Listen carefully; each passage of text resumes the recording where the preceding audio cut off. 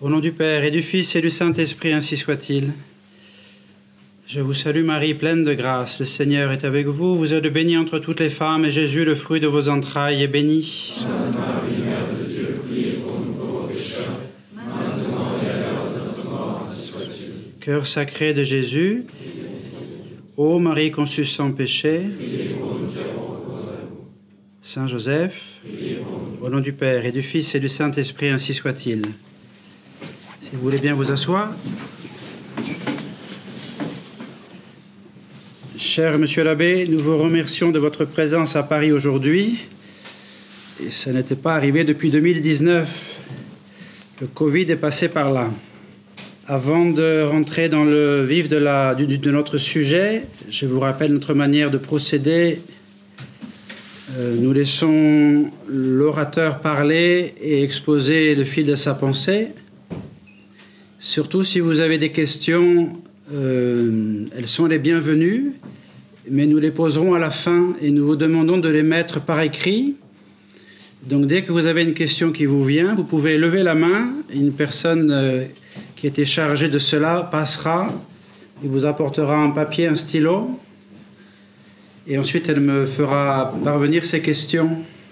Donc surtout, n'hésitez pas à poser les questions. Mais de cette manière-là, pour ne pas interrompre le fil de la conférence, s'il vous plaît. Ça permet également de réunir les questions qui portent sur les mêmes sujets, donc c'est plus intéressant pour vous. Nous parlons aujourd'hui du modernisme social, de la doctrine sociale de l'Église à sa négation, de Saint Pie X à Jorge Mario Bergoglio. Ce thème qui va nous faire parler pour commencer du modernisme dogmatique vers le modernisme social et retour, pour commencer cette première conférence. Ce thème est dans la droite ligne du dernier numéro de la revue Sodalitium que je vous présente, le numéro 73. Et si vous ne l'avez pas encore eu l'occasion de l'acquérir, nous vous le recommandons. C'est un numéro important qui parle d'un sujet important qui a été trop peu étudié. Et donc nous pensons que ce numéro est vraiment utile pour comprendre ce qui nous arrive aujourd'hui. Au sujet de ce numéro, je cite en passant, avant de laisser la parole tout de suite à l'abbé Ricossa, je cite cette recension qui a été faite par quelqu'un qui n'est pas de notre bord, dont nous ne partageons pas évidemment les opinions. Il s'agit d'Yves Chiron, qui écrit des livres d'histoire et qui rédige en particulier depuis peu un bulletin d'histoire du traditionnalisme que j'ai devant les yeux. Et je vous le cite en quelques mots. Il fait donc une recension de ce numéro 73 de Sodalitium. Il rappelle que cela vient après les travaux indispensables d'Émile Poula. Cette étude, ce numéro de Sodalitium, tout entière rédigée par M. l'abbé Ricossa, est la plus complète, la plus rigoureuse, la mieux informée, consacrée au fondateur, entre autres, du Sodalitium Pianum et de la correspondance de Rome. Il parle de Monseigneur Umberto Benigni. Un numéro spécial de 194 pages en défense de Monseigneur Umberto Benigni. Monsieur l'abbé, nous vous écoutons pour nous parler tout d'abord donc du modernisme dogmatique au modernisme social et retour. Je vous laisse la parole. Je vous remercie. Alors, exactement, je suis toujours peiné de voir des gens qui viennent à ces conférences parce que je suis peiné de vous déranger. Évidemment, je vous comprends. Si vous voulez sommeiller, vous pouvez le faire discrètement. Il faut se rappeler dans quel contexte elles sont encadrées. Normalement, ici à Paris, je renouvelle un petit peu ce que je dis déjà en Italie, dans des journées qui sont consacrées à la régalité sociale de notre Seigneur Jésus-Christ. Évidemment, notre sainte religion a une abondance de thèmes, d'arguments, même plus importants que ceux que nous traitons. Mais il est certain que ce sont comme des cours de formation pour le militant catholique qui veut avoir une pensée qui soit catholique et rien d'autre que cela sur les questions politiques, sociales et donc nécessairement religieuses. Chaque année, nous prenons un argument à traiter ou à développer ou seulement à donner quelques idées afin de pouvoir approfondir par la suite. Ici, il s'agissait donc de parler du modernisme social, qui est seulement un aspect qui est traité dans ce numéro spécial de Sodalitium. Dans l'éditorial, je dis ceux qui ne s'y intéressent pas aux thèmes qui sont traités ici, ce n'est pas un problème. Il faut attendre le numéro suivant, vous trouverez d'autres arguments. Non, ce n'est pas peut-être pour tout le monde, certainement, c'est un peu spécialiste, je le comprends, mais le motif pour lequel j'estime, il y a beaucoup de motifs, mais l'un des motifs pour lesquels j'estime que c'est si important de traiter de ces questions est, je dirais, exprimé dans une brève phrase d'Émile Poulain, donc cet historien, lui aussi comme Yves Chiron, il était beaucoup plus calé qu'Yves Chiron. Ce n'est pas une insulte pour Yves Chiron, pour moi non plus, je suis beaucoup moins. Donc, il était un expert, il n'était pas de notre bord, mais enfin, il était un expert d'histoire du modernisme et par conséquent d'histoire de l'antimodernisme. Or, voyez-vous, quelle est la maladie qui s'est attaquée, pour ainsi dire, à l'Église? Elle n'est pas d'Église, elle est contre l'Église, mais elle est de fait, selon les paroles de Saint Pie X, dans le sein et les entrailles même de l'Église. Cette maladie qui fait ravage depuis plus de 100 ans, qui fait tant de mal aux âmes, qui a entraîne et entraînera encore en enfer, la perdition, un nombre incalculable d'âmes, c'est le modernisme. Or, nous savons tous que le modernisme, puis dessus avec Vatican II, certains maintenant qui se réveillent depuis donc, ces derniers temps, ils pensent depuis que l'actuel occupant du siège apostolique a été élu. En réalité, le problème est plus ancien. Il faut remonter à Vatican II d'un point de vue doctrinal.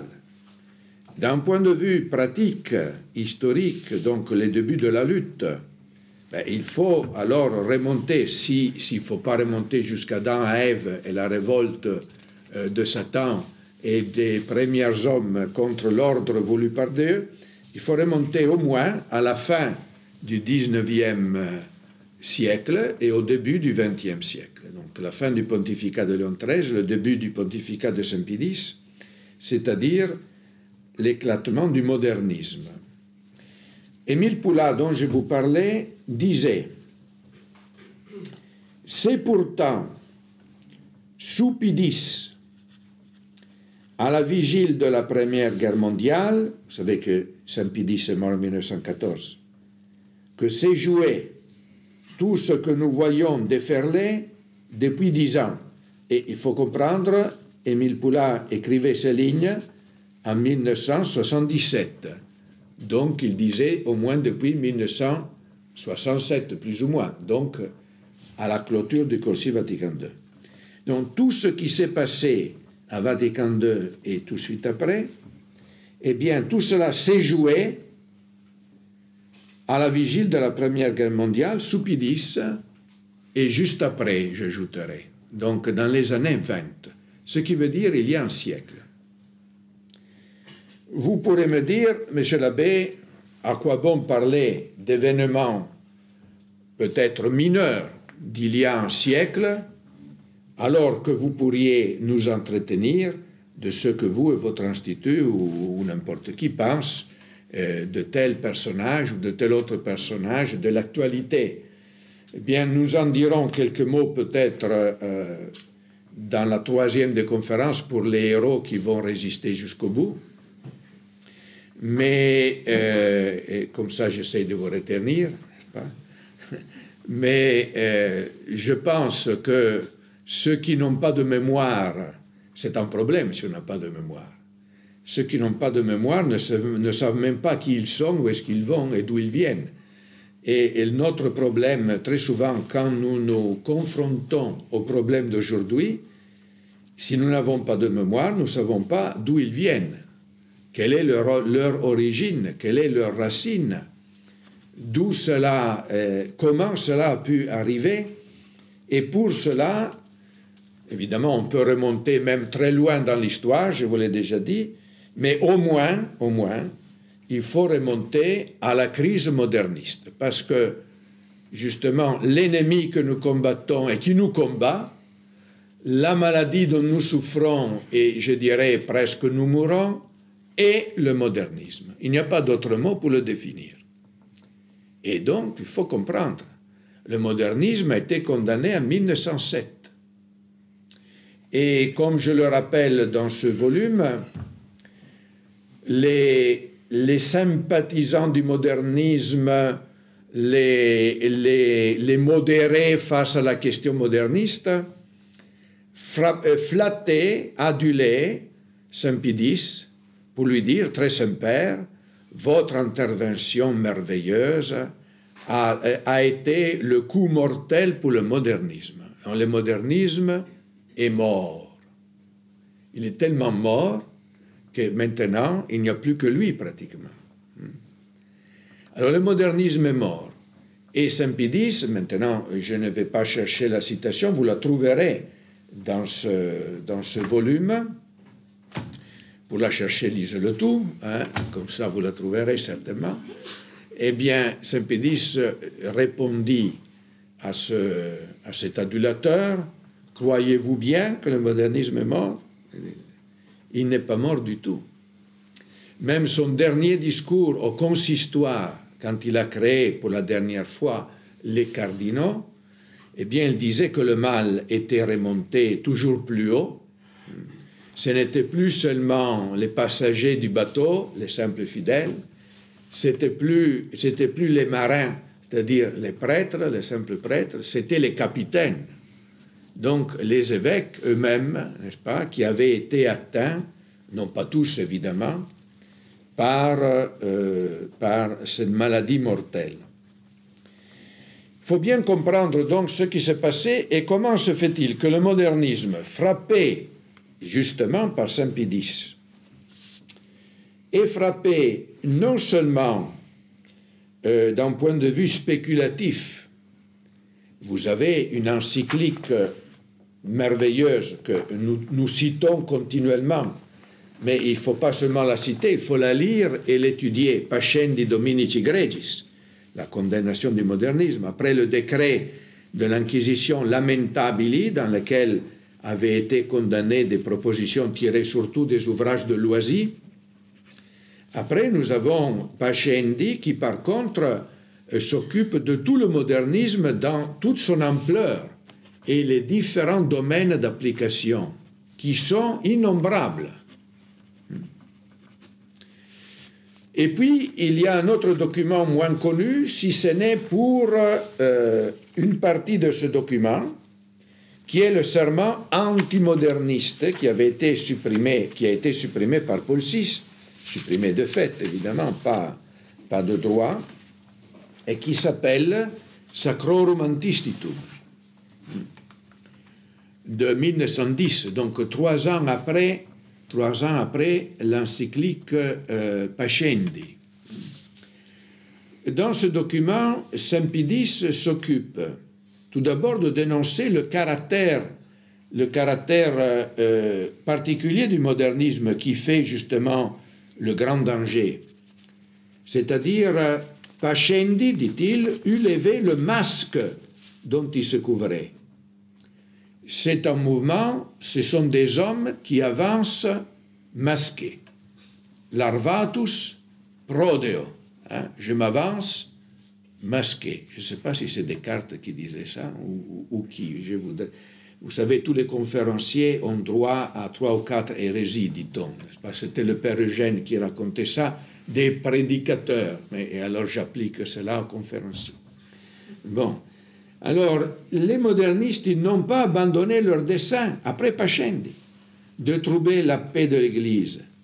Ils n'ont pas cessé, en effet, de rechercher et de grouper en une association secrète des nouveaux adeptes. Le modernisme avançait comme une association secrète. Et d'ailleurs sont bien connus, et dans ce numéro de Sodalitium, je continue de me citer, j'atteste seulement certains, pas tous les points de contact d'ailleurs, entre les modernistes et les sociétés occultes. La franc-maçonnerie, la théosophie, etc. Mais on pourrait écrire tout un autre volume sur ce thème. La caractéristique des modernistes est de marcher comme cela. En italien, on dit a brigante, brigante mezzo. Quand on est face à un brigand, il faut être 2 fois brigand, si vous voulez, dans le bon sens, évidemment. Donc, et il faut prendre des moyens pratiques. Il ne suffit pas de dénoncer l'erreur, ce qui est l'essentiel. Il faut encore prendre des moyens pratiques pour le combattre. Combattre l'erreur dans la personne, les personnes qui le propagent. Car il n'y a pas d'erreur qui marche, n'est-ce pas, tout seul. Les erreurs sont toujours propagées par quelqu'un. Ils marchent sous les jambes des hommes, en chair et en os. C'est ces hommes-là qu'il fallait frapper. Au temps de Saint Pie V, on avait des moyens coercitifs efficaces. Au temps de Saint Pie X, il n'y en avait plus. Mais il fallait faire ce que l'on pouvait. Alors, Saint Pie X a prévu, soit dans Pascendi, soit dans Sacrorum Antistitum, toute une série d'institutions qui devaient concrètement arracher le modernisme et les modernistes, les démasquer, comme Léon XIII avait dit de la maçonnerie, il faut la démasquer. Parmi ces moyens, il y avait le serment antimoderniste, mais les modernistes ne craignaient pas d'être parjures.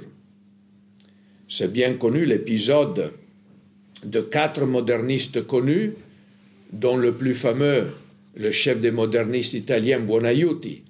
L'autre, un autre de ces 4 était Vannutelli, lequel publia un testament spirituel à lire après sa mort, dans lequel il déclarait qu'il avait perdu la foi dans la divinité de Jésus-Christ et il avait célébré la messe tous les jours jusqu'à la fin de sa vie sans aucun problème. Et il préconisait, j'ai fait tout un article sur cela, il préconisait une réforme de la liturgie pour faire passer, non pas ouvertement, mais dans la pratique, cette idée que Jésus-Christ n'était pas Dieu. Voilà. Bon, voilà, les modernistes. Alors, ces 4-là, dans la chapelle privée du cardinal Gasparri, ils ont prêté le serment antimoderniste. Évidemment, chez nous, on fait comme ça, n'est-ce pas? On met les doigts comme ça pour dire ce que je dis, je le nie. Et c'est ce qu'ils ont fait. C'était une comédie sacrilège, comme l'appelait Monseigneur Benigni, une comédie sacrilège. Donc voilà comment le serment antimoderniste les gênait, voilà pourquoi Paul VI l'a supprimé, mais elle n'était pas suffisant. Alors il y avait entre autres les conseils de vigilance. Et il y avait des rapports que les évêques devaient faire chaque année ou chaque 3 ans à Rome, sur le modernisme. Eh bien, je parle de ces deux remèdes que Saint Pie X avait utilisés pour montrer comment déjà sous Pie X, encore plus après lui, ces remèdes devenaient même des armes dans les mains des complices des modernistes. Dans beaucoup de diocèses, le conseil de vigilance servait pour frapper les antimodernistes. Les évêques instituaient le conseil de vigilance, on ne pouvait pas ne pas le faire puisque le pape l'avait dit. Mais qu'est-ce qu'on faisait? On s'en prenait aux antimodernistes en disant qu'ils étaient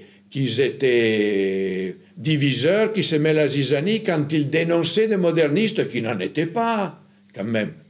Donc c'était un modernisme d'une autre façon. Et il fallait les frapper. Alors, tant que Pidis était vivant, ces antimodernistes faisaient appel à Rome. Rome intervenait. Une fois que Pidis est mort, il n'y avait plus grand-chose à faire. Sinon, recevoir les coups de crosse. De même, les rapports sur l'existence du modernisme dans les diocèses. Et il y a plusieurs études sur cette question. Il y a des historiens qui ont fouillé cette question et qui ont fait des articles, je cite seulement quelques extraits évidemment, sur les rapports en Italie, en France, en Allemagne et ailleurs. Eh bien, presque tous les évêques faisaient le rapport à Rome en disant « Il n'y a pas de modernisme dans mon diocèse ». Saint Pidis combattait les, comment on dit, les moulins à vent, oui, comme Don Quichotte, n'est-ce oui, pas?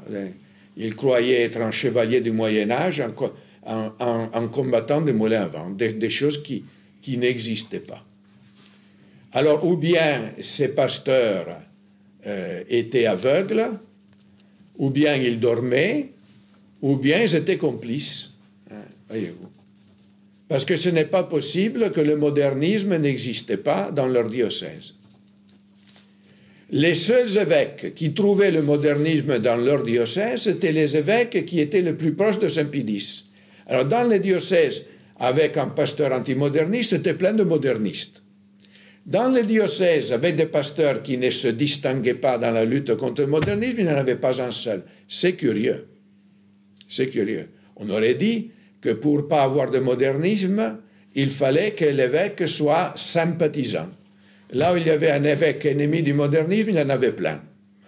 Il fallait dégommer les évêques antimodernistes, c'est ce qu'on a fait d'ailleurs juste après. Alors, voyez-vous, on ne s'étonne pas que le modernisme a survécu. Mais comment faire pour survivre? Parce que quand même, Saint-Pidis travaillait, il a travaillé autant qu'il a pu pour arracher cette mauvaise plante. Et le Sodalitium Pianum, l'association Saint-Pie V, gérée par Monseigneur Benigni, dont je parle dans tout ce volume, était justement cela.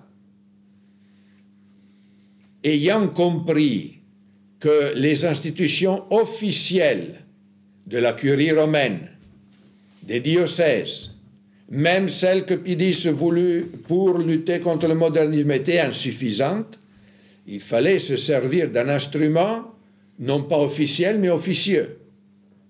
Non pas secret, parce que secret, c'est ce que l'autorité ne connaît pas. Saint-Pidis, le cardinal Meridelval de la secrétaire d'État, le cardinal Delahaye de la consistoriale le savaient très bien, et beaucoup d'autres.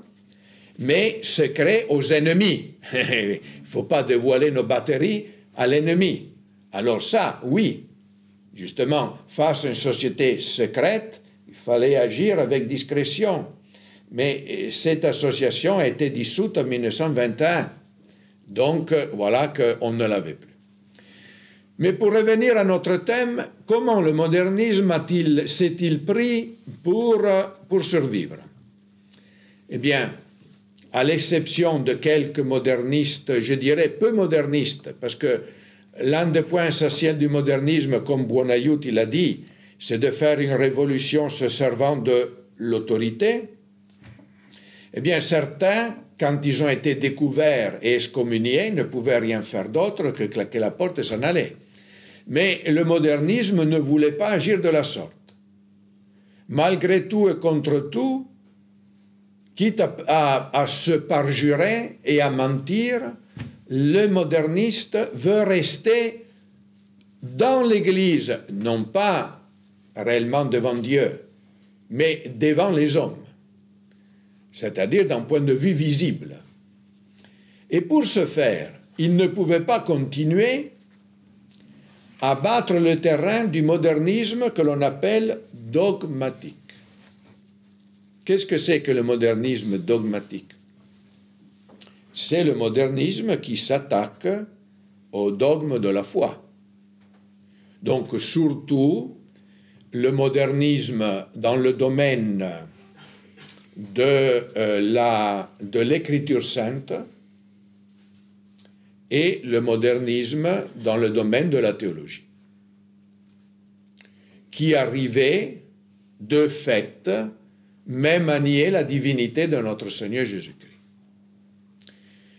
Ce modernisme-là était trop audacieux, ce modernisme-là était trop ouvert, ce modernisme-là ne pouvait pas se cacher comme il fallait, il avait été découvert, donc il a fallu le réduire au silence, sauf pour ceux qui, ayant déjà quitté l'Église, pouvaient continuer en dehors de l'Église, comme Loisy, à dire tout ce qu'ils pensaient vraiment. Maintenant, ils n'avaient plus de frein, ils pouvaient dire « j'ai perdu la foi » et tout ce que vous voulez. N'est-ce pas? Mais les autres, comme ce Van Nutelli dont je vous ai parlé, ils devaient faire semblant de croire. Remarquons que si vous lisez bien l'encyclique Pascendi, j'avais pris dans la conférence en italien tous les textes de Pascendi, je les avais mis dans mes pages là pour préparer la conférence. Je n'ai pas eu le temps, j'ai été très pris avant cette conférence, par des événements d'ailleurs douloureux, et je n'ai pas eu le temps de faire ce travail. Il me faudrait maintenant chercher dans toute l'encyclique. Alors je vous cite, je dirais, à mémoire. Donc, Saint Pie X, aidé par des théologiens, surtout, vous savez, celui qui a contribué le plus à l'encyclique Pascendi, c'est l'un des frères Lemius, à qui nous devons justement ce texte avec Pie X, qui évidemment qui a contribué, qui l'a signé et qui l'a fait propre avec son autorité apostolique. Mais si vous lisez Pascendi, vous voyez que même le modernisme dogmatique, celui qui s'attaque au dogme de la façon la plus voyante, c'est la destruction de l'existence de Dieu même, de l'existence de Dieu, de la divinité de Jésus-Christ, de la transsubstantiation, du sacrifice de la messe, enfin, tous les dogmes sont battus en brèche de l'historicité des évangiles, etc., etc., etc. Mais même dans ce domaine qui est le plus clair, le plus évident, le plus grave, des véritables hérésies, la méthode des modernistes n'a pas été d'attaquer de front ces vérités, mais de les attaquer de façon détournée. C'est toujours la façon de procéder des modernistes. Comment dans ce domaine du modernisme dogmatique, les modernistes se prenaient, mais Pie X les a démasqués? Eh bien, en s'attaquant au concept de foi. Le modernisme, au lieu d'attaquer chacun des dogmes de la foi, comme le faisaient les anciennes hérésies, les ariens qui niaient la divinité du Christ, les protestants, par exemple, qui niaient, entre autres, que sais-je, le saint sacrifice de la messe, ou le sacerdoce, ou la transsubstantiation. Les modernistes, apparemment, ne niaient aucun de ces dogmes. Tout simplement, ils changeaient le concept de la foi.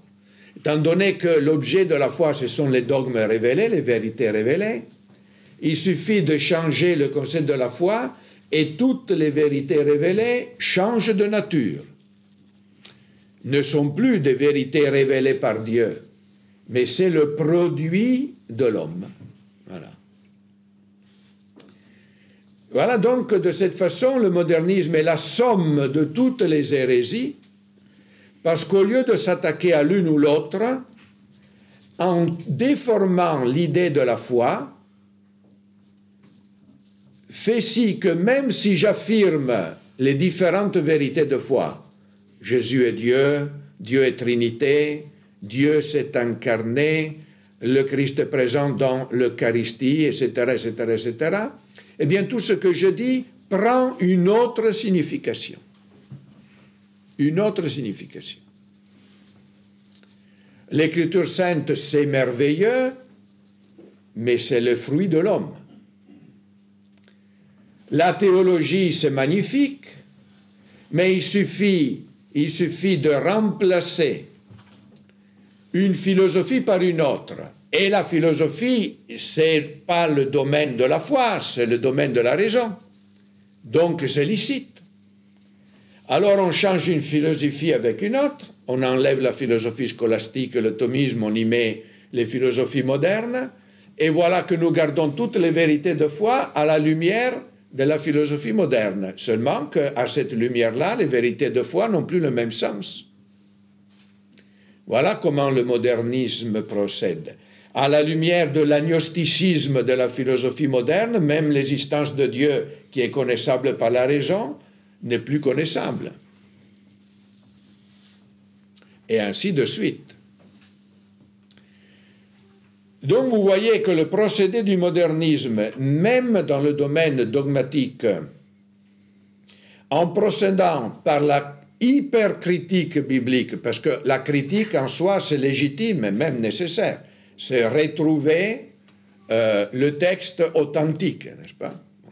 Et 10 000 écrivains ont copié des manuscrits, il y a une erreur par là, une erreur par là, et il faut trouver donc le texte original. Très bien, cela est un travail tout à fait légitime. L'hypercritique, c'est dire j'élimine de l'Écriture sainte tout ce qui est contraire à mon préjugé qui s'oppose au surnaturel. Alors il ne reste plus rien. Ce n'est pas de la critique, ça. C'est de la démolition. Bon, alors, par le moyen d'une apparente critique, par le moyen du remplacement de la véritable philosophie avec une philosophie agnostique, eh bien, voilà que le concept même de foi devient d'une connaissance certaine que l'est, malgré l'obscurité de l'objet que l'on connaît, à une connaissance douteuse. Comme Ratzinger l'explique très bien dans son commentaire du Credo, Introduction au christianisme. Toutes les vérités de la foi du Credo sont prises l'une après l'autre, mais toutes à la lumière du doute. On ne peut adhérer à quelque chose qui a été révélé sans le doute. Ça, c'est le modernisme à l'état le plus pur. Mais voyez-vous, ça, étant donné que Saint-Pédis avait démasqué quand même cette méthode, il devenait clair qu'en réalité, le modernisme, c'était une façade pour l'athéisme. Alors les modernistes ont fait, je dirais, une ritirata strategica, comme on dit, quand l'armée se retire. Une retraite stratégique. Une retraite stratégique, n'est-ce pas, qui parfois est nécessaire pour gagner la bataille. C'est-à-dire, ils ont mis de côté, comme je vous ai expliqué, les questions dogmatiques, et ils ont permis au modernisme de survivre dans les questions sociales.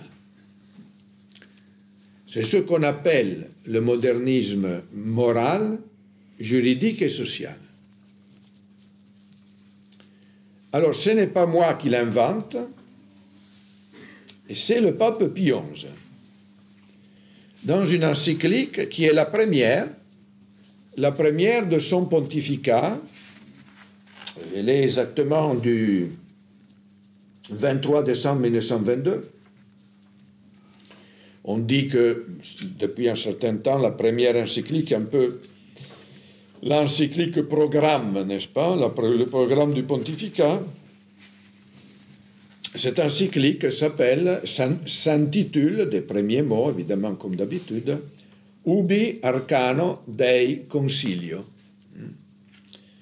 dans lequel on anticipe le thème du règne de Dieu, du règne de Jésus-Christ, qu'il va développer dans l'encyclique sur la régalité sociale, Quas Primas. Alors, vers la fin de cette encyclique, le pape Pie XI écrit ceci, et les vieux intégristes qui étaient tombés, n'est-ce pas, comment on dit, ils étaient tombés, ils avaient été mis aux marges de la société ecclésiastique chargée de toutes les misères possibles et imaginables. Quand ils ont lu cette encyclique-là, eh bien, ils ont exulté. Parce que, comme nous verrons, ce que Pie XI disait, c'est ce qu'il disait depuis toujours. On aurait dit que Pie XI avait repris leur cheval de bataille, leur argument prince. Alors, l'épouvantable guerre, c'est la Première Guerre mondiale, à peine finie, l'agitation des partis est venue bouleverser les cités. Un tel débordement de passion, une telle perversion d'idées se sont emparés du cœur et de l'esprit des hommes qu'on peut redouter de voir l'élite des chrétiens, même des prêtres, prise au mirage des apparences de vérité et du bien, s'enfêter de la funeste contagion de l'erreur. Donc ici, il parle justement non seulement des chrétiens, mais des prêtres. Donc, en erreur de l'intérieur, des ennemis de l'intérieur. Combien sont-ils en effet ceux qui admettent la doctrine catholique sur l'autorité civile, premier point, et le devoir de lui obéir, le droit de propriété, les droits et devoirs des ouvriers de la terre et de l'industrie, les relations réciproques des États, les rapports entre ouvriers et patrons, les relations du pouvoir religieux avec le pouvoir civil, les droits du Saint-Siège du pontife romain, les privilèges des évêques, et enfin les droits du Christ, créateur, rédempteur et maître, sous tous les hommes et tous les peuples, ça c'est la régalité sociale du Christ. Donc il a fait la liste de 9 points sur lesquels les catholiques, en parole, se disent tous d'accord. En parole. Voilà. Et cette liste n'est pas exhaustive. Nous en dirons, donc nous prendrons en examen un petit peu ces points-là dans la deuxième des conférences. Et même ceux-là, dans leurs discours, leurs écrits et tout l'ensemble de leur vie, agissent exactement comme si les enseignements et les ordres promulgués à tant de reprises par les souverains pontifes, notamment par Léon XIII, Pie X et Benoît XV, ses 3 prédécesseurs, avaient perdu leur valeur première, ou même n'avaient plus du tout à être pris en considération. Donc, en théorie, d'accord, dans la pratique, comme si cela n'existait pas. Ce fait révèle comme une sorte de modernisme, voilà le mot, une sorte de modernisme moral, juridique et social. Nous le condamnons aussi formellement que le modernisme dogmatique. Alors, remarquez, c'est quand même très fort ce que dit le pape, parce que ce n'est pas la même chose que l'écriture sainte, la théologie, les définitions dogmatiques, le domaine propre du modernisme dogmatique, la divinité de Jésus-Christ, l'existence de Dieu, d'une part, et les rapports entre patrons et ouvriers, entre l'Église et l'État, les droits du Saint-Siège, le droit de propriété, l'autorité civile, etc., etc., etc.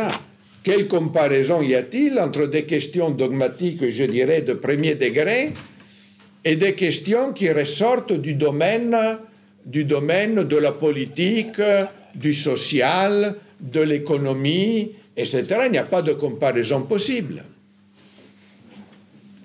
Comment peut-on condamner aussi formellement des erreurs contre la foi et des erreurs d'ordre philosophique, économique, politique et social?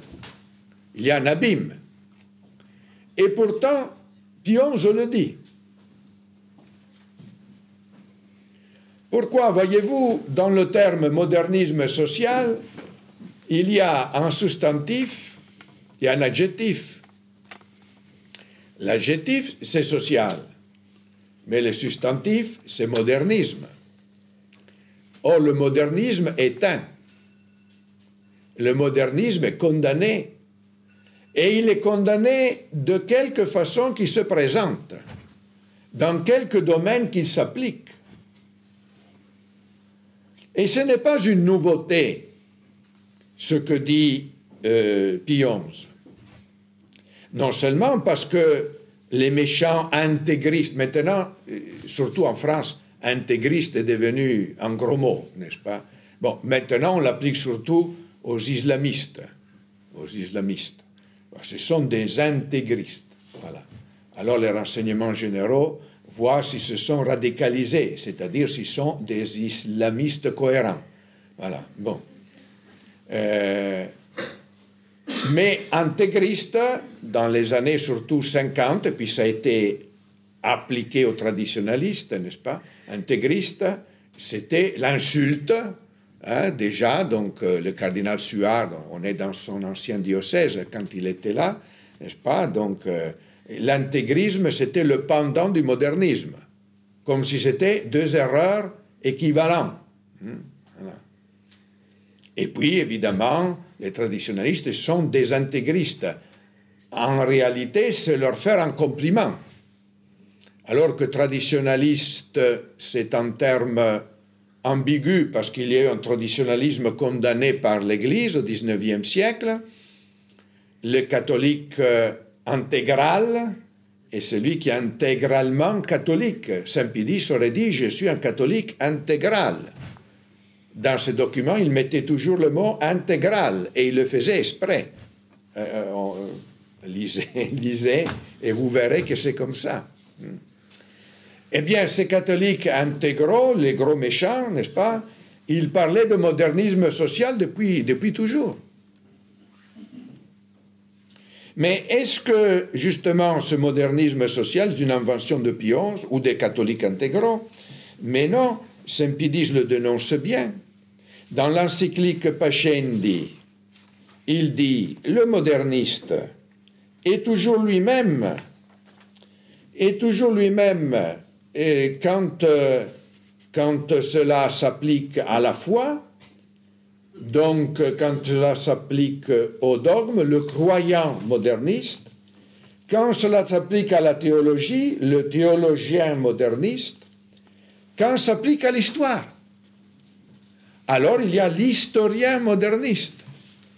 Quand cela s'applique à l'apologétique, c'est-à-dire l'art d'amener à la foi, c'est-à-dire aux portes de la foi, parce que la foi c'est un acte surnaturel, il faut la grâce de Dieu, mais disons aux arguments de crédibilité qui rendent la foi quelque chose de crédible et de raisonnable, non pas dans les limites de la raison, mais raisonnable.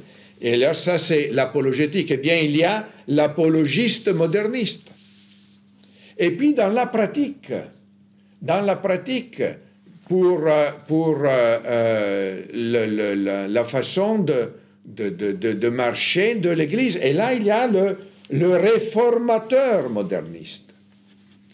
Donc, voyez-vous, le modernisme est un seul, qui part toujours des mêmes principes, l'agnosticisme qui croit en vertu non pas d'un acte de l'intelligence, mais de l'expérience religieuse de l'évolution du dogme, c'est-à-dire l'historicisme, les vérités de foi sont le fruit de l'histoire, et donc de l'homme.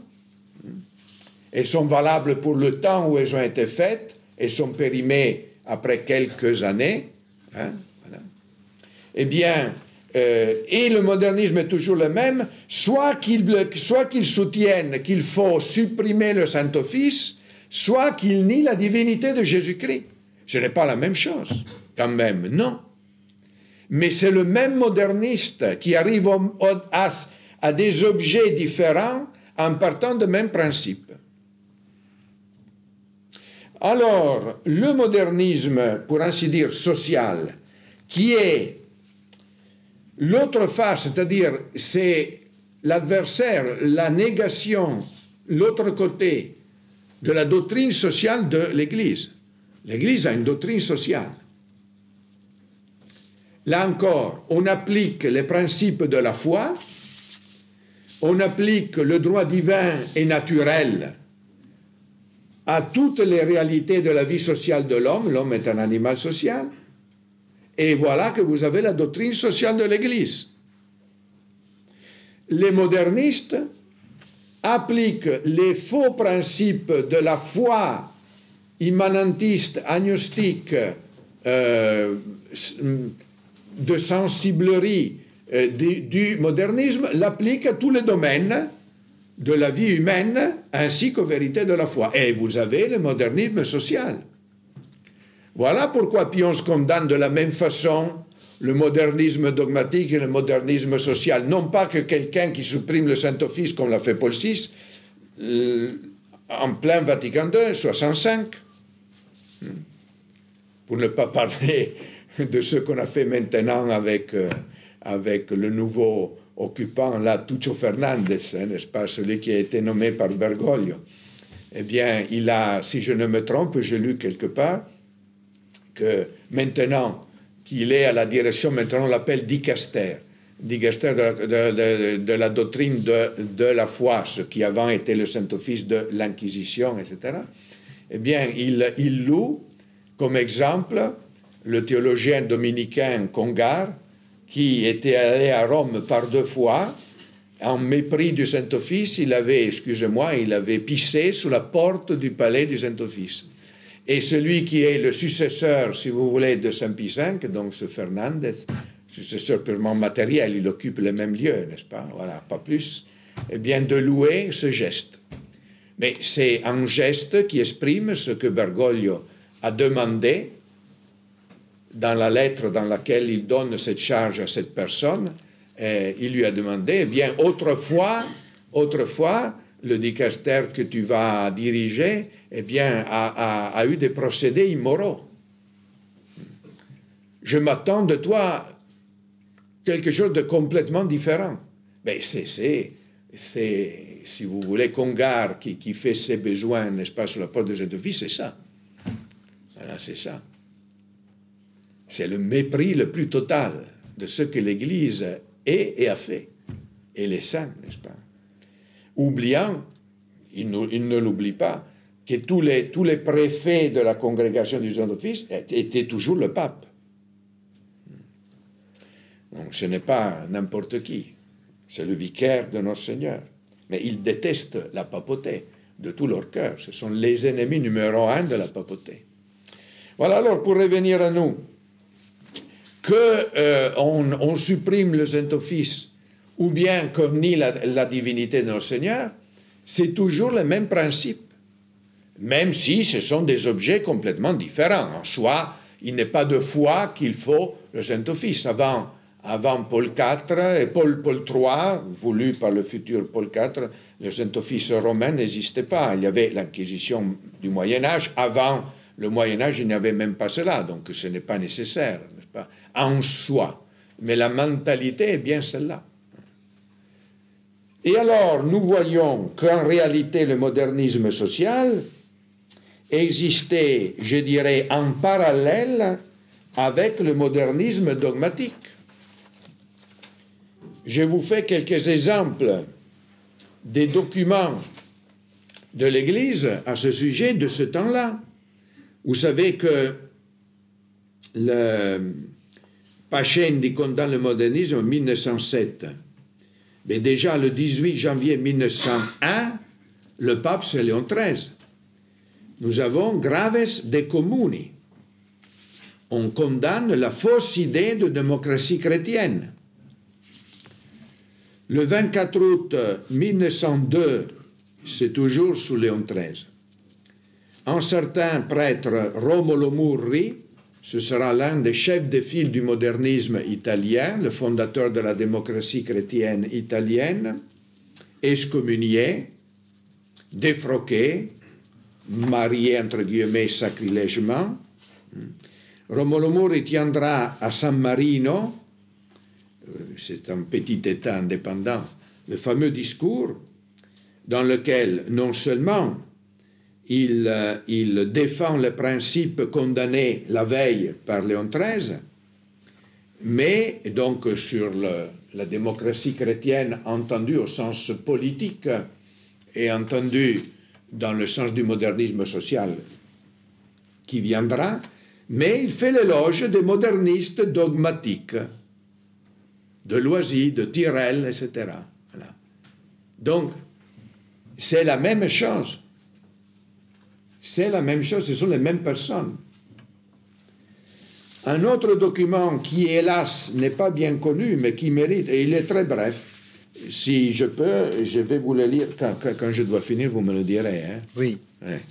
Alors, un autre document qui est peu connu de Saint-Pédis, surtout parce que c'est adressé à l'Italie du 18 décembre 1903, donc Saint-Pédis vient d'être lu. Le motu proprio fin dalla prima sull'action populaire chrétienne. C'est d'une clarté nette, c'est magnifique contre tous les faux principes du modernisme social que nous verrons. En 1904, Saint-Pédis doit dissoudre l'œuvre des congrès, qui était la grande œuvre qui réunissait toute l'action catholique italienne, qui était, au moment de la fondation sous Pie IX, une merveille, c'était la contre-révolution. Eh bien, ça avait été détourné par les démocrates chrétiens de Murri, qui avaient pris, je dirais, en main l'association, grâce à son président, le comte Grosoli, qui était un juif baptisé. Eh bien ils ont, c'est juste comme référence historique, hein, je ne veux pas faire d'allusion. Et donc, sa famille s'appelait pas Grosoli, il me semble Forlì s'appelait. Bon. Eh bien, à ce moment-là, Saint-Pédis préfère dissoudre toute l'œuvre de congrès, sauf une section qui lui était fidèle, justement parce que le modernisme était en train de faire des progrès dans le domaine social.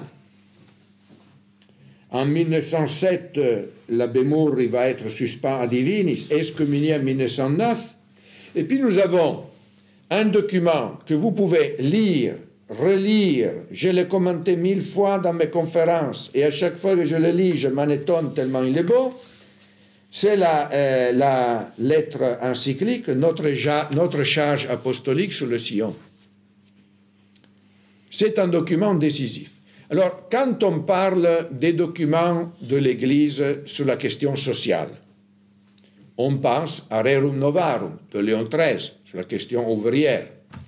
Quadragesimo anno de Pie XI pour les 40 ans de Rerum Novarum, par exemple, ou d'autres documents sur cette question-là. Alors, même si nous nous bornons seulement à la question économique, sociale, la question ouvrière, il y a une encyclique qui vaut autant, si ce n'est pas plus, que celles que j'ai citées, qui pourtant sont admirables, c'est notre charge apostolique de Saint-Pédis. Et pourtant, si vous voyez dans le Denzinger, les paresseux, quand ils veulent lire le magistère, ils prennent le Denzinger, n'est-ce pas? Vous savez, c'est ce recueil de définitions de l'Église, on consulte toujours ça. Et vous savez, un index des noms est très utile. C'est presque indispensable pour vous permettre de trouver un nom, autrement il faudrait des semaines pour le trouver.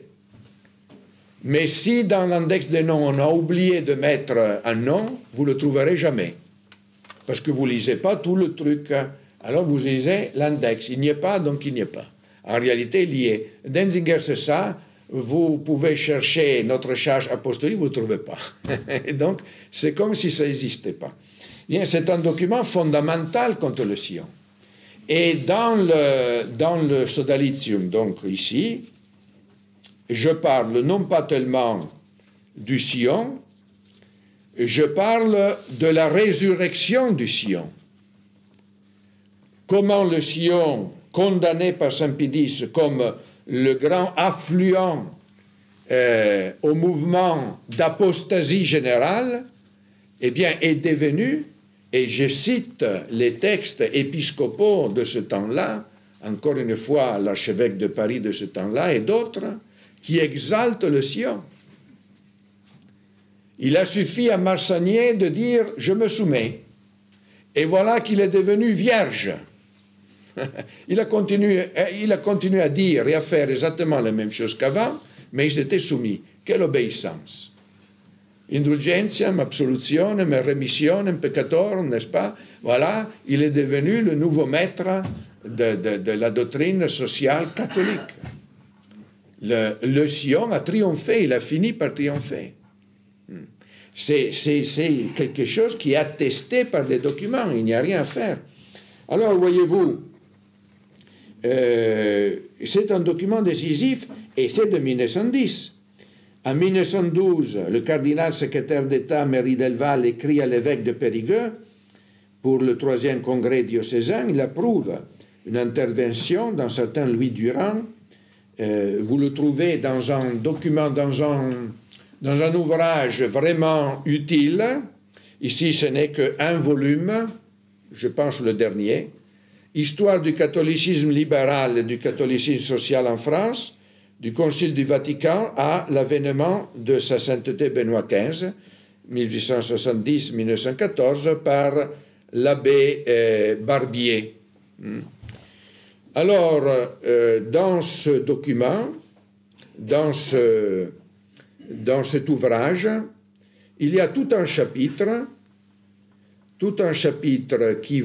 qui commence, donc c'est le volume 5, je vous répète, commence à la page, me semble, 340, non, voilà, et c'est ici, à la page 361, chapitre 12, c'est très long parce que ça arrive jusqu'avant la mort de Pie X, donc 437, c'est quand même beaucoup, hein? Eh bien, ça s'intitule « Le modernisme social ». Alors, quelqu'un dira, oui, mais cet ouvrage est postérieur à l'encyclique de Pie XI, donc il a suivi ce que Pie XI a dit, il n'a pas précédé. Pie XI n'a pas approuvé Barbier, pour ainsi dire. Mais je vous dis, non, parce que ce thème, le modernisme social 1910-1914, eh bien, fait état d'un ouvrage qui s'intitulait justement « Le modernisme social » du père Fontaine, paru en 1911, faisant suite à un autre ouvrage de 1909, « Le modernisme sociologique », du même auteur. Le thème est plus ou moins le même. Donc, vous voyez, c'est plutôt Pie XI qui a avec ses grâces d'État, évidemment, a repris la doctrine de ces auteurs, les termes mêmes. Encore, il y a une lettre, il y a l'encyclique du 24 septembre 1912, Singulari Quadam. C'est une encyclique peu connue. Je ne veux pas vous mettre un embarras, n'est-ce pas, et demander qui est-ce qui la connaît, hein, mais il y a peu de monde qui la connaît.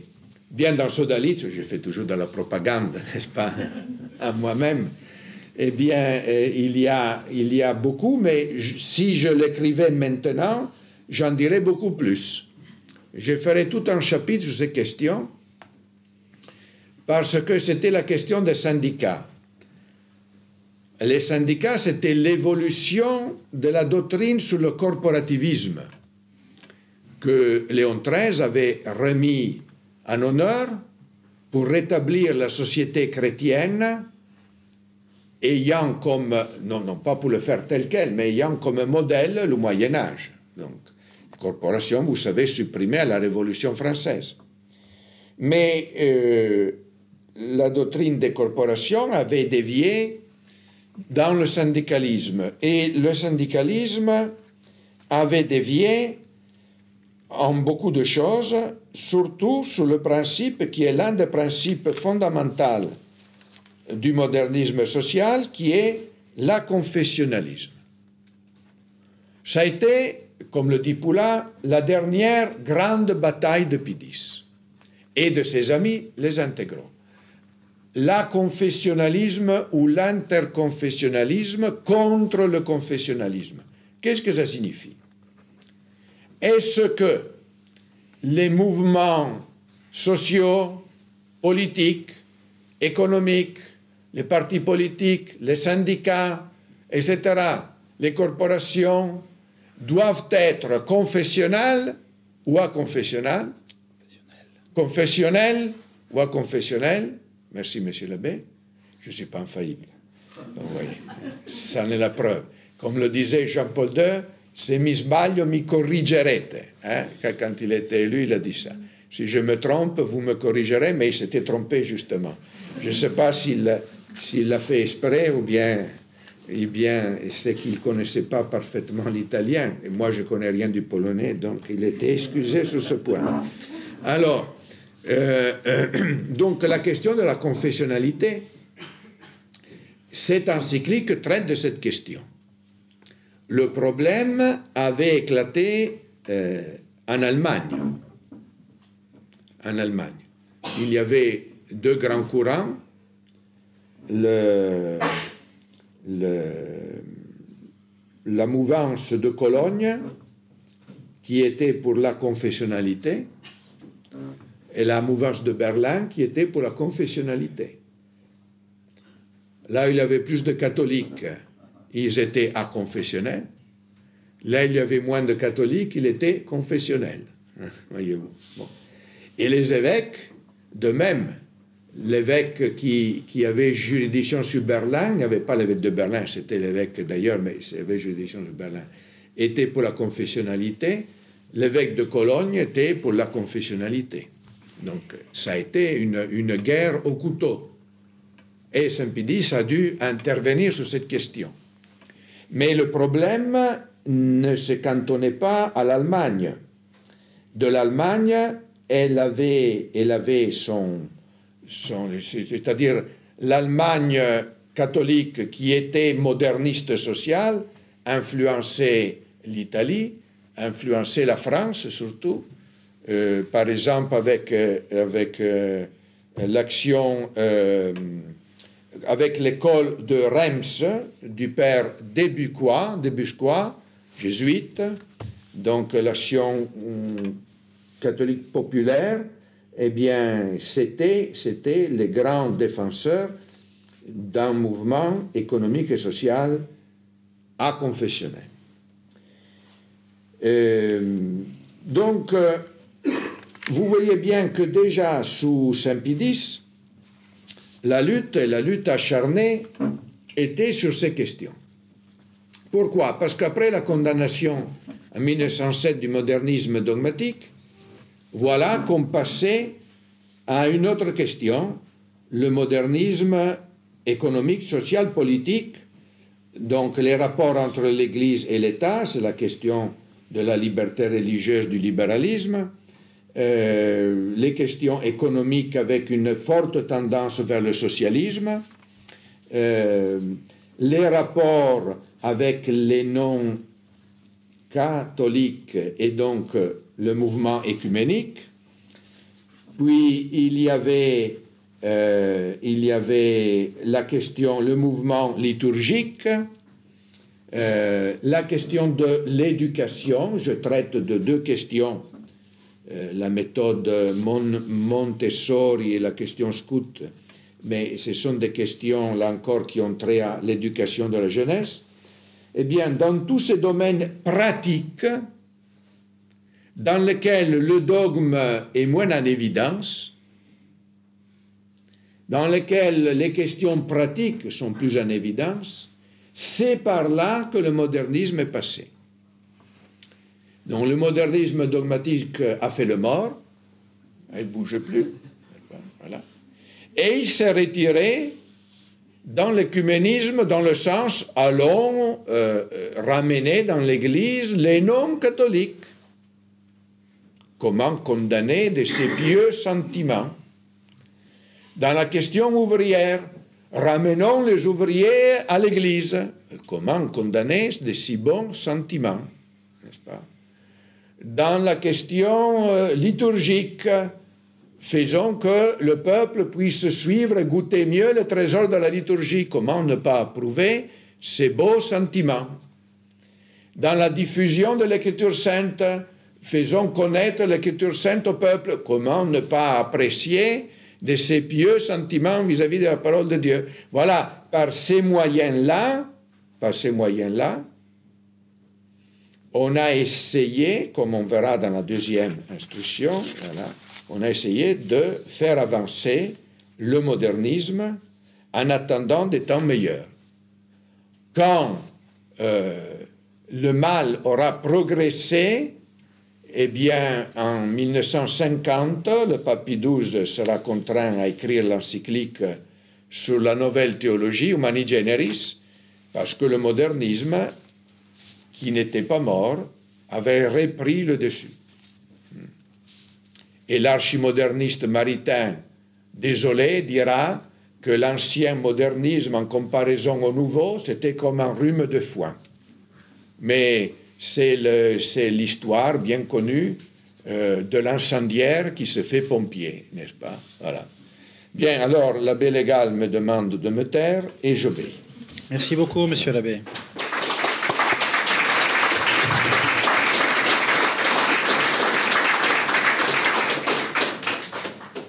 Quelques questions. Peut-on considérer le jansénisme comme un pré-modernisme? Alors, il y a plusieurs façons dont on peut considérer le jansénisme en pré-modernisme. Je dirais surtout de deux façons, ou trois. L'une façon la plus évidente, le jansénisme, c'est une adaptation du protestantisme. Dans ce sens, étant donné que le modernisme est fortement influencé par le protestantisme, oui. En deuxième sens, que le jansénisme essayait lui aussi de se cacher au sein de l'Église. Et il n'acceptait, quand il était condamné, il disait toujours « oui, d'accord, la condamnation est bonne, mais en réalité, les thèses condamnées, ce n'est pas nous qui les avons dites. » Donc, de cette façon, là encore, oui, le jansénisme a travaillé un peu la façon des modernistes. Le troisième point de contact est que le jansénisme a travaillé beaucoup dans la liturgie, dans les rapports Église-État et contre l'autorité du pape en faveur de l'épiscopat, de la même façon que les modernistes et Vatican II ont fait. Dans ce sens, le modernisme est un précurseur, le jansénisme est un précurseur du modernisme. Dans d'autres sens, non, parce que oui et non. Le jansénisme avait le petit dada de l'Église primitive. C'est là aussi les modernistes, n'est-ce pas? Ils ont le dada de l'Église primitive. Avec la différence que les jansénistes étaient plus cohérents de l'Église primitive, ils voulaient prendre les choses, je dirais rigoureuses, alors que les modernistes, non, absolument pas. Là, les modernistes, ils ressemblent beaucoup plus aux laxistes, qui est l'autre face de la médaille. Les jansénistes d'une part, mais les laxistes de l'autre côté n'étaient pas mieux. Disons que les modernistes ont pris le mal partout où ils l'ont trouvé. Voilà. Qui a nommé les évêques négligents dans la lutte contre le modernisme? Et pourquoi ont-ils été nommés en si grand nombre à des postes si importants? C'est difficile à dire. Disons que ces évêques-là n'étaient pas mauvais dans le sens que nous dirions aujourd'hui.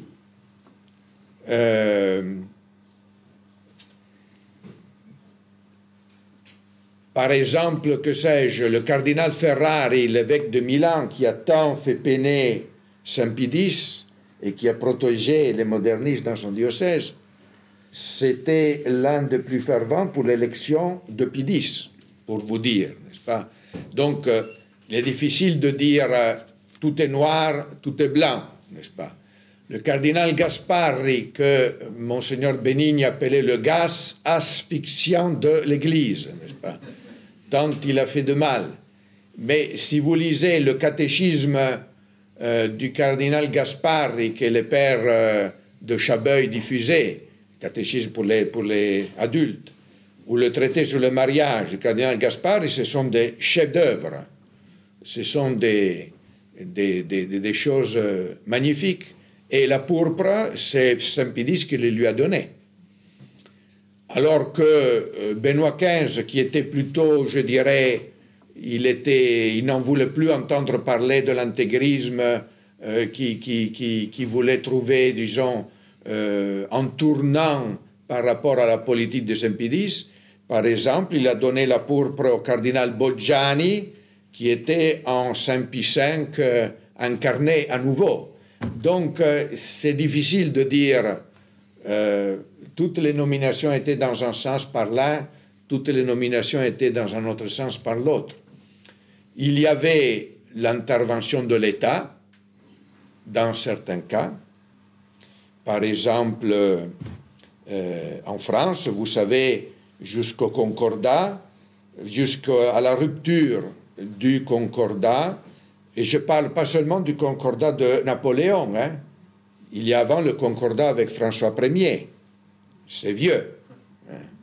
Eh bien, cela a donné évidemment un épiscopat qui a eu des fastes et des merveilles et des choses magnifiques, mais aussi devait s'occuper des intérêts politiques de l'autorité temporelle plutôt que de celle spirituelle, et pas souvent, très souvent, n'était pas, je dirais, édifiant. Talleyrand, c'est un évêque résultat de l'ancien concordat de François Ier, si vous voulez, hein, pas celui de Napoléon qui est venu après. Avec la rupture du concordat, Saint-Pédis a pu librement nommer les évêques en France et on a eu un renouvellement de l'épiscopat français dans le bon sens, il n'y a pas de doute. Au moment, j'en parle dans Sodalitium, j'en parle longuement, l'abbé Légal ne veut pas que j'en parle, je ne sais pas pourquoi. Et quand il y a eu l'histoire des associations cultuelles et des associations diocésaines, eh bien, avec le refus des associations cultuelles par Saint-Pédis, eh bien, il y a eu la séparation de l'Église et de l'État, la confiscation de tous les biens de l'Église, mais l'Église a eu les mains libres pour nommer ce qu'il fallait. Il y a eu un épiscopat vraiment, somme toute, bon, vraiment bon. Alors qu'après, avec les diocésaines, on a fait à nouveau un arrangement avec le gouvernement et qui avait des côtés positifs, évidemment, mais selon le cardinal Méry Delval, et je le cite longuement, ça a été quelque chose de catastrophique dans la pratique, eh bien, la nomination des évêques a été enlevée à la consistoriale, où il y avait le cardinal Delaye, a été prise par la secrétaire d'État, où il y avait Gasparri, et on a eu à nouveau le souci de nommer à l'épiscopat eh bien, quelqu'un qui ne donnait pas les mêmes garanties. Il est vrai aussi qu'il y avait aussi, je dirais, des critères de carrière, c'est-à-dire vous rentriez, pas n'importe qui peut devenir évêque. Maintenant, peut-être oui. Mais autrefois, quand c'était plus sérieux, évidemment, pas n'importe qui pouvait devenir évêque. Il y a peut-être quelqu'un qui avait des très bonnes idées, etc., mais n'avait pas les dons, les capacités pour être évêque. Et il avait un talent pour d'autres choses. Et alors que pour être évêque, il fallait faire des études, il fallait avoir une expérience dans certains genres, etc. Et ceux qui s'acheminaient vers cette carrière-là, eh bien, ils avaient les qualités pour pouvoir être nommé à une telle place. Et donc, parfois, c'était, je ne dis pas indispensable, nécessaire, mais ça procédait un peu comme ça. Donc, avec comment on dit, nous qui savons comment les choses se sont terminées, eh bien, on a la sagesse de l'après-coup. Ayant cette expérience a posteriori, nous pourrions dire, ah, si j'avais su, j'aurais fait complètement différemment. Mais, et puis, il faut tenir compte aussi de la situation particulière. Je vous fais un petit exemple. Un autre cas bien connu, j'en parle aussi dans Sodalitium, c'est l'évêché de Gênes.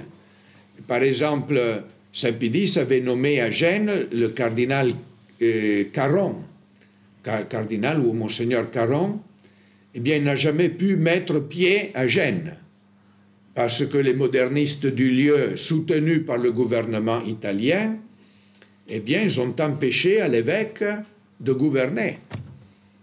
Et à un moment donné, il a fallu que Caron renonce, autrement le diocèse serait resté sans évêque, et il a fallu en trouver un autre. Que voulez-vous? Puis le cardinal Boggiani a été nommé archevêque de Gênes, a été nommé par Benoît XV, qui était génois. Or, Benoît XV n'était pas tout à fait dans les mêmes vues que Saint-Pédis. J'en parle longuement. Et pourtant, il a nommé à Gênes sa ville épiscopale, sa ville de naissance, je dirais. Il a nommé le cardinal Boggiani, qui lui était archi dans les vues de Saint-Pédis. Il a fait une lettre pastorale contre le parti populaire de Don Sturzo, contre la démocratie chrétienne. Il a été contraint de démissionner, non pas par le pape, qui l'a soutenu, mais parce que la situation était intenable. Intenable. Il y avait une révolution, tout simplement. Donc vous voyez, alors parfois, celui qui gouverne doit considérer aussi, je peux mettre un évêque qui va être pendu dans les 48 heures, n'est-ce pas, mais bon, ou bien quelqu'un qui n'est pas trop bon, mais qui va durer quelques années. Alors, vous savez, c'est pas toujours évident.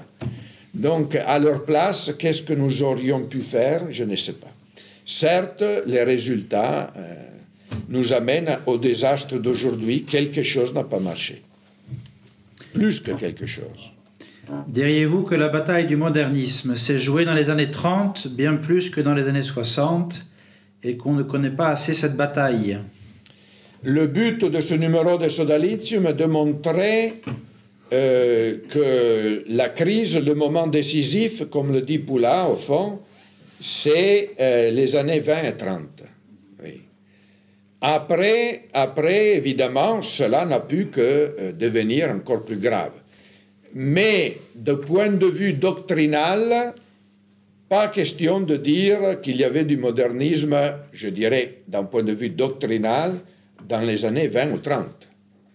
Vous prenez les documents, les encycliques, les décisions, etc. de cette période-là, ce sont une merveille. C'est vraiment une source de lumière extraordinaire. Alors que nous ne pouvons pas plus dire la même chose, ça ne peut pas venir de l'Église, ce qui nous est arrivé à partir au moins de la moitié des années 60. Pourquoi le monde, entre guillemets, traditionnaliste aujourd'hui, disons ceux qui disent ou qui s'opposent ou disent s'opposer à Vatican II, tous les traditionnalistes, tous ensemble, de toutes les positions différentes. Pourquoi ce monde traditionnaliste, entre guillemets, se montre si incapable aujourd'hui de voir ce que vous dites, si incapable de dénoncer le modernisme? Et on peut même parler de chez les, entre guillemets, c'est des vacantistes, le fait qu'il y ait des désunions, manque d'accord pour aller dans le même sens, pour s'unir davantage. Pourquoi? Ben là, cette question met beaucoup de choses ensemble et il faudrait une autre conférence, si vous voulez, on la fera une autre fois. La désunion, c'est le fruit du manque d'autorité. Si Jésus-Christ a donné une autorité à son Église, c'est que ça sert à quelque chose. C'est pas comme quand on monte, n'est-ce pas, quelqu'un qui doit monter un engrenage, et voilà qu'après qu'il a monté, il y a quelque chose qui n'est pas rentré. Bon, je le jette, ça ne sert à rien. Non, s'il y avait l'engrenage, ça sert à quelque chose. Non, si Jésus-Christ, notre Seigneur, a voulu la hiérarchie, la papauté, l'épiscopat, etc., c'est que ça sert. Donc, évidemment, le pasteur a été frappé, le troupeau est dispersé. Impossible de garder... Alors, déjà, quand il y avait le pasteur qui gardait l'unité, il y avait beaucoup de coups de poing, même entre catholiques. Ça va de soi. C'est l'histoire de toujours. C'est normal. Il ne faut pas se scandaliser. Vous voyez comment ils s'aiment, mais ils ne s'aiment pas toujours. N'est-ce pas? Au séminaire, quand il y avait la conférence sur l'amour fraternel, oh, qu'il est beau d'être tous ensemble, c'était qu'on était en train de se poignarder. Donc, alors, voyez-vous, c'est normal. Alors, malgré cela, c'est un miracle divin que l'Église catholique traverse le millénaire, n'est-ce pas, dans une admirable unité qui est l'une de ses notes, et cela a été assuré particulièrement par l'autorité.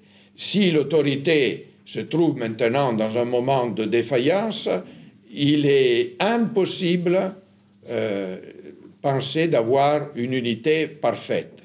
Puis il y a le caractère des personnes et il y a l'autre question. L'autre question, c'est pourquoi certaines choses ne sont pas comprises. Alors ça, c'est un peu la question de ce numéro.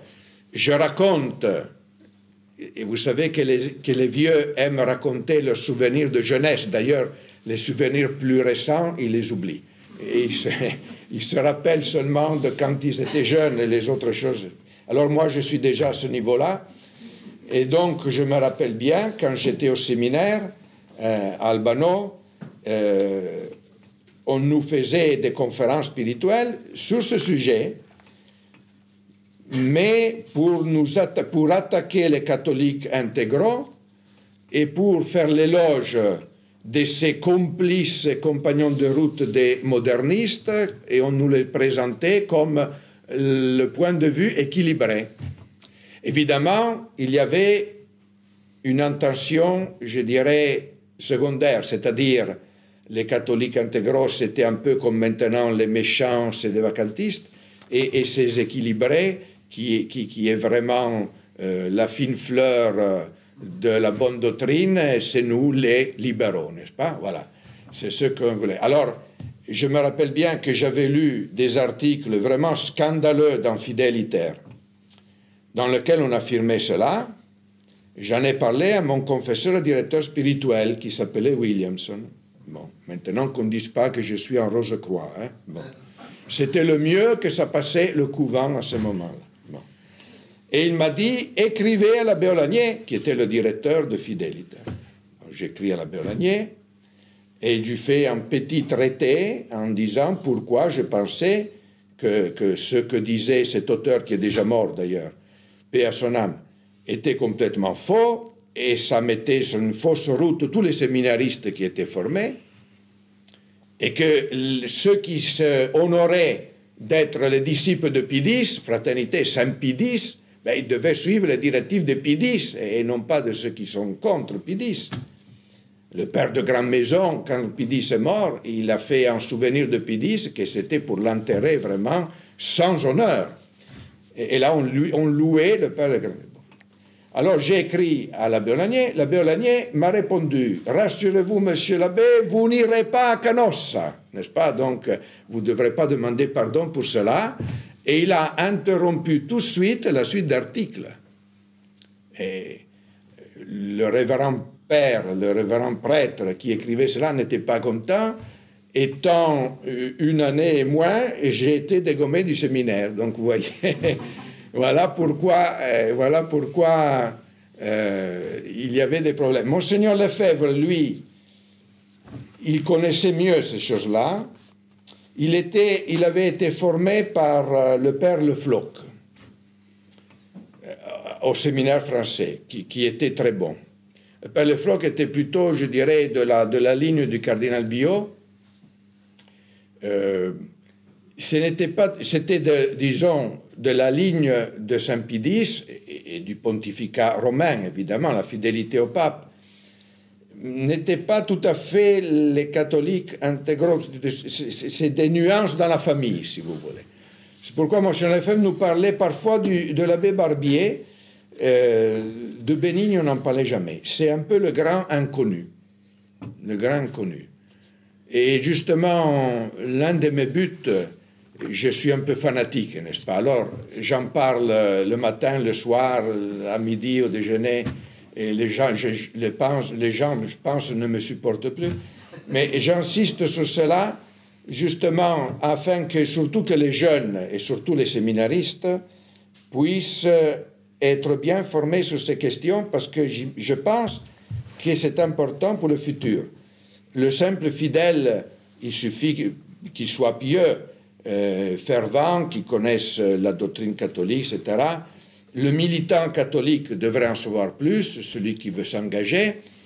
Et puis surtout, le jeune clergé devrait vraiment bien comprendre cela afin de se bien former et bien former les autres.